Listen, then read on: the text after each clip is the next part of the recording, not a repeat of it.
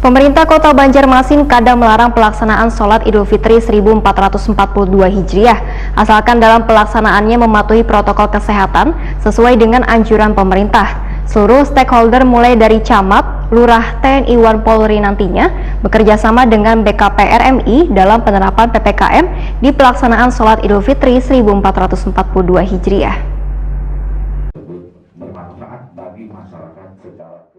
Pemerintah Kota Banjarmasin kadang melarang pelaksanaan sholat Idul Fitri 1442 Hijriah asalkan dalam pelaksanaannya mematuhi protokol kesehatan sesuai dengan anjuran pemerintah. PJ Wali Kota Banjarmasin Ahmad Pidayen, Wetok Prima TV Baisukan Senin 10 Mei 2021 membenarkan bila ada larangan bagi warga yang ingin melaksanakan sholat Idul Fitri asalkan tetap menjaga protokol kesehatan. Menurut Ahmad Pidayen, seluruh stakeholder mulai dari camat, lurah, TNI, Polri bekerjasama dengan BKP RMI dalam penerapan PPKM di pelaksanaan sholat Idul Fitri 1442 Hijriah sehingga penerapan protokol kesehatan benar-benar bisa dipatuhi mulai dari memakai masker hingga menjaga jarak antar jamaah. Warga yang nanti datang ke tempat pelaksanaan sholat Idul Fitri pun, ujar Ahmad Pidayen, diminta sudah memakai masker supaya nantinya bisa masuk ke area tempat ibadah.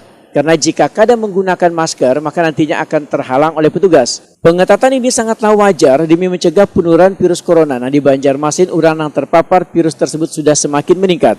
Ahmad Pidayen berharap pelaksanaan sholat Idul Fitri 1442 Hijriah bisa berjalan lancar dan sesuai dengan anjuran pemerintah.